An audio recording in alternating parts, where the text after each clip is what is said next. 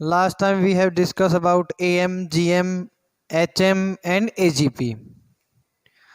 Now we will do some questions related to these progressions. Okay, let's start. First question. Insert 19 arithmetic means between 1/4 and 9 minus 9 3/4. मतलब insert 19 AMs between 1/4 and -9 3/4। ठीक है, इस term के बीच, इन दोनों term के बीच हमें 19 arithmetic means insert करने हैं। ठीक है, अगर 1/4 और -39 डिवाइड बाई 4 के बीच हमें 19 टर्म्स लिखनी है तो A1 A2 A3 so on A19। ठीक है, ये आएंगे। तो अब हमने देखा भाई टोटल नंबर ऑफ टर्म्स कितनी हो गई हैं, 19 तो ये है अर्थमेटिक मीन्स और 2 ये फर्स्ट एंड लास्ट टर्म हो गई। तो टोटल नंबर ऑफ टर्म्स कितनी हो गई अब की बार?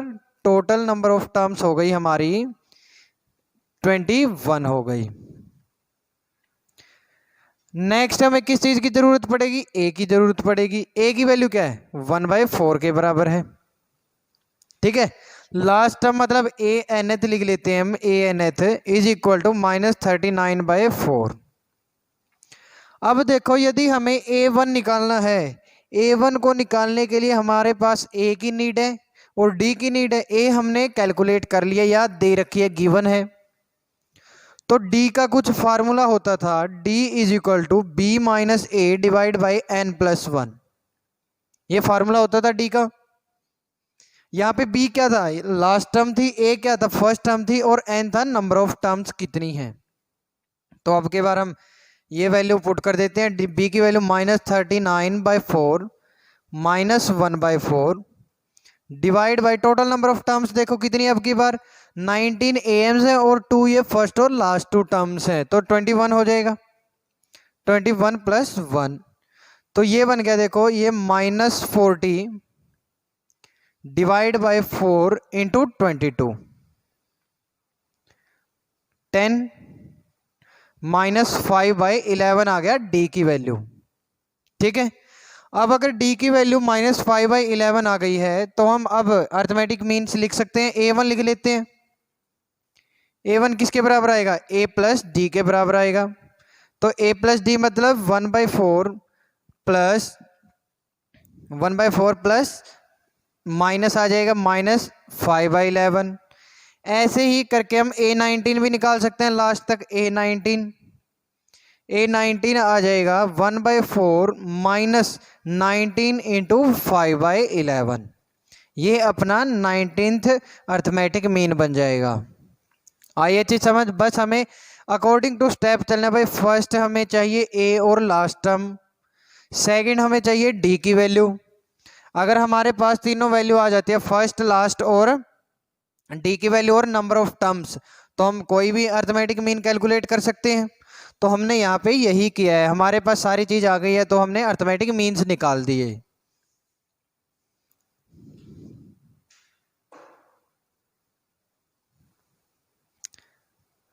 अब नेक्स्ट क्वेश्चन करेंगे हम।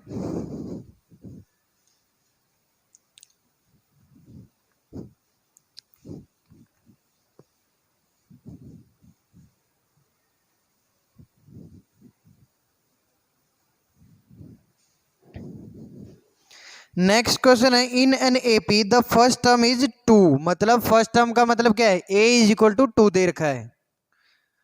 नेक्स्ट हमें दे दिया लास्ट टर्म। लास्ट टर्म मतलब l या फिर a nth is equal to हमें दे दिया है 29 और सम दे दिया है Sn इज इक्वल टू हमें 155 के बराबर। तो हमें निकालना है find the common difference. d की वैल्यू हमें कैलकुलेट करनी है। सही है, कैसे कैलकुलेट कर सकते हैं? एक फार्मूला हमें पता है लास्ट टर्म का। लास्ट टर्म का फार्मूला क्या होता है? a nth is equal to a + n - 1 into D के बराबर। ठीक है। और एक फार्मूला हम सम का लिख लेते हैं, S N is equal to N by two into two A plus N minus one into D. ये तो फार्मूले हमें मिल रखे, इनकी वैल्यूज भी हमें दे रखी है। तो अब हम ये वैल्यूज यहाँ पे पुट कर लेते हैं इन फार्मूलाज में, ताकि हम दो कम से कम वेरिएबल्स में इन इक्वेशन को ला सकें और उनको सोल्व कर सकें। तो देखो ए एन की वैल्यू क्या दे रखी है लास्ट टाइम हमें 29, तो 29 इज इक्वल टू ए की वैल्यू क्या है 2 है, 2 plus N minus one into D. ठीक है, ये आ गया। तो यहां से क्या हो गया 27 is equal to N minus one into D, और डी की वैल्यू क्या आ गई यहां से, डी इज इक्वल टू आ गया 27 divide by N minus one. देखो ये वैल्यू आ गई हमारी डी की। अब ये इक्वेशन हमारी फर्स्ट थी, ये सेकंड थी। तो अगर हम डी की वैल्यू सेकंड में पुट कर दें तो हमारा क्वेश्चन सोल्व हो सकता है, तो हम यही कर देते हैं। डी की वैल्यू हमने इस इक्वेशन में पुट कर दी। देखो एस एन की वैल्यू क्या दे रखी है हमें 155, 155 is equal to N by two into two A मतलब 2 इंटू टू 4 हो गया, 4 plus N minus one into D की वैल्यू देखो हमने क्या निकाली है 27 divide by N minus one.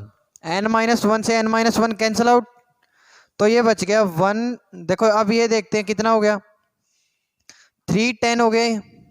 310 is equal to N into 31। ठीक है, तो एन की वैल्यू क्या आ गई 310 divide by 31 is equal to 10। ठीक है, एन की वैल्यू हमारे पास आ गई है 10। हमें कैलकुलेट क्या करना है, डी कैलकुलेट करना है। तो डी कैलकुलेट करने के लिए हम क्या करेंगे, एन की वैल्यू यहाँ पे पुट कर देते हैं, 27 divide by 10 minus one is equal to 27 divide by 9, तो आंसर आ गया 3।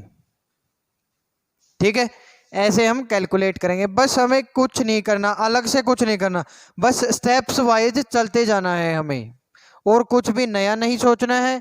बस हाँ भाई हमें ये स्टेप करना है, आगे आगे इस चीज़ को लाने के लिए मुझे ये करना पड़ेगा, तो मैं बस वही स्टेप करूँगा, एक्स्ट्रा कुछ भी नहीं करूँगा, तो हमारा आंसर आसानी से आ जाएगा क्वेश्चन का।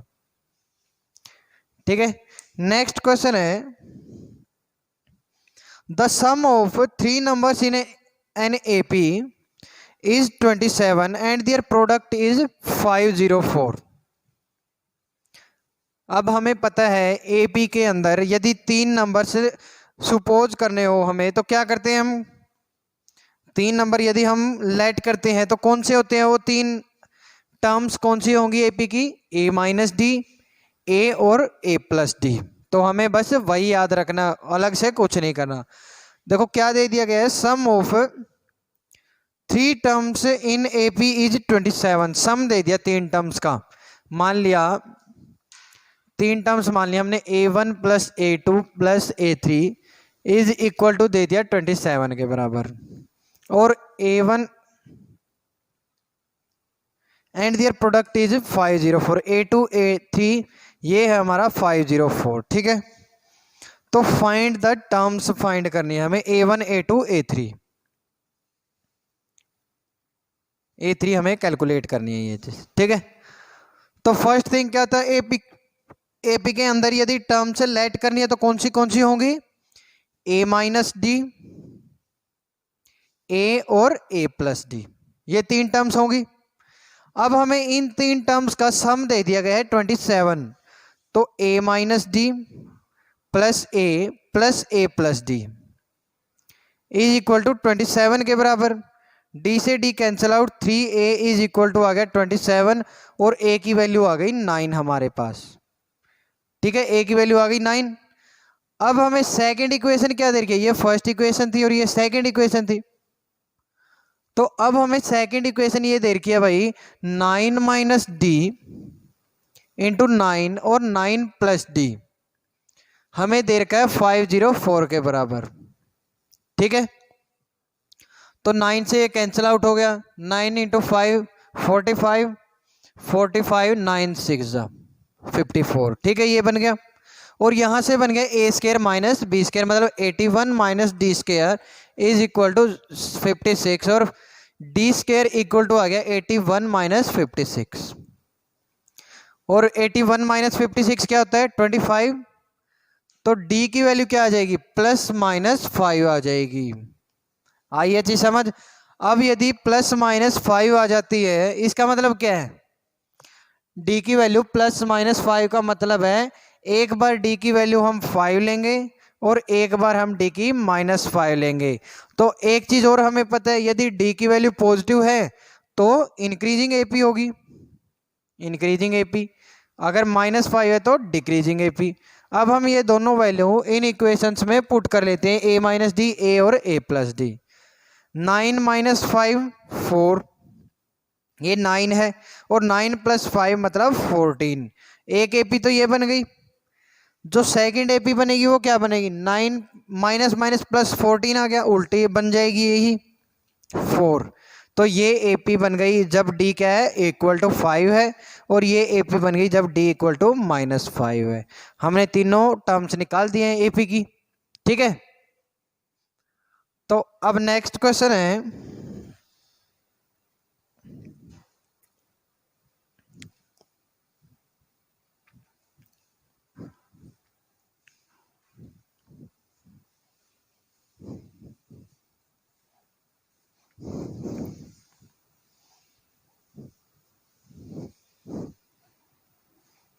find the sum of 35 terms of series whose pth term is p by 7 plus 2।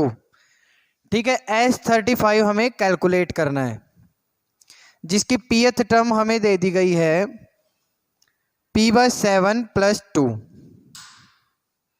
ठीक है, अब हम देखते हैं pth टर्म मतलब लास्ट टर्म, तो a pth is equal to A plus P minus 1 into D के बराबर आएगा। ठीक है, तो यहां से हम क्या करेंगे p बाई 2 p बाई 7 हम पुट कर लेते हैं यहाँ पे, प्लस 2 इज इक्वल टू ए हमारे पास है नहीं है, p माइनस 1 इंटू डी के बराबर। एक इक्वेशन ये बन गई है, और p की वैल्यू हमें दे दी गई है भाई कितनी है 35 है। तो 35 यदि मतलब 35 का मतलब क्या, लास्ट टर्म 35 है, तो 35 हम अगर पुट करेंगे तो क्या आ जाएगा यहाँ पे 5 plus 2 is equal to A plus 34d। ठीक है, अगर a प्लस 34d है तो ये आ गया 7, a प्लस 34d की वैल्यू आ गई 7 के बराबर। एक इक्वेशन ये बन गई अपनी। नेक्स्ट और क्या चीज आएगा, पीएथ टर्म हमें मिल गई है, कितनी मिलेगी पीएथ टर्म 5 प्लस 2 7 मिल गई, और एक इक्वेशन हमारे पास ये आ गई है। तो नेक्स्ट देखते हैं कोई और मेथड, और क्या क्या चीज हमें नीड है। यहाँ पे दो वेरिएबल्स आ गए हैं और सम निकालना है हमें S35 का, मतलब 35 divide by 2 into 2 into A plus 34 into D, यही आएगा।